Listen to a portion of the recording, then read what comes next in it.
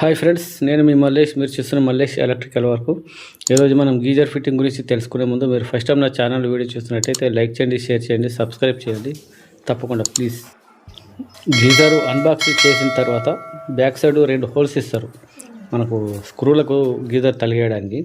ఆ స్క్రూల మెజర్మెంటు వెడుతూ కరెక్ట్గా తీసుకొని గీజర్ను గోడకు కూడా ఒకసారి పెట్టి మార్కింగ్ చేసుకున్నాను. ఎందుకంటే మనకు కనెక్షన్ పైపులకు దూరంగా ఉండద్దు, మరియు ఎలక్ట్రికల్ సాకెట్ కూడా దూరంగా ఉండద్దు. రెండింటికి వచ్చేటట్లు కరెక్ట్గా చూసుకొని మార్కింగ్ చేసుకున్నాలా గోడకు.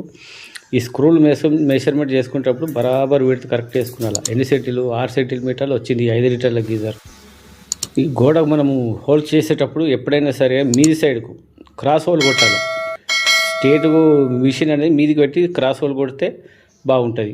మన స్క్రూ వేసిన తర్వాత గీజర్ తలిగేస్తే కిందికి బెండ్ అయ్యే ఛాన్స్ ఉండదన్నట్టు. ఎందుకంటే గీజర్లు ఎప్పుడు ఫుల్ వాటర్ ఉంటాయి కాబట్టి బెండ్ అయ్యే ఛాన్సెస్ ఉంటాయి స్క్రూలు. ఈ స్క్రూలు 8mm స్క్రూలు వచ్చినాయి గీజర్తోని.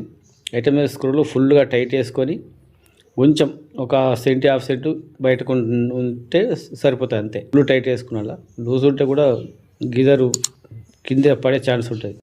గీజర్కు 2 పాయింట్స్ ఇస్తారు వాటర్కి. రెడ్ క్యాప్ది హాట్ వాటరు, గ్రీన్ క్యాప్ది కోల్డ్ వాటర్. మనం కోల్డ్ వాటరు గ్రీన్ దానికి ఇవ్వాలా, రెడ్ సైడ్ ఉండేది లెఫ్ట్ సైడ్ది హాట్ వాటరు దానికి అవుట్పుట్ ఇవ్వాలి. గీజర్కి ఎప్పుడైనా సరే 16 ఆంపియర్ సాకెట్ ఇవ్వాలి. కొందరు 10 ఆంపియర్ సాకెట్ 6 ఆంపియర్ సాకెట్ ఇస్తారు. ఎందుకంటే గీజరు కరెంట్ ఎక్కువ తీసుకుంటుంది, లోడ్ ఆపై 6 ఆంపియర్ సాకెట్ ఇస్తే కాల్పే ఛాన్సెస్ ఉంటాయి. వైర్ కూడా 4mm వైర్ ఖచ్చితంగా వేయాలి గీజర్కు. కొందరు 2.5 వైర్ వేస్తారు. ఆ 2.5 వైరు 1.5 వైరు అసలు వేయకూడదు.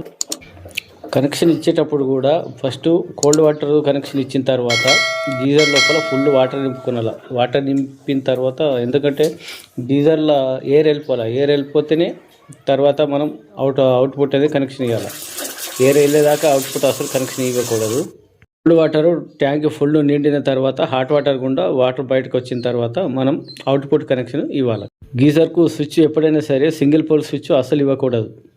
Double pole switch 32 ampere DP switch ఇవ్వాలి. ఇస్తేనే మనకు లోడ్ అనేది కంట్రోల్ అవుతుంది. లేకపోతే స్విచ్చెస్ కాలిపోయే ఛాన్సెస్ ఉంటాయి.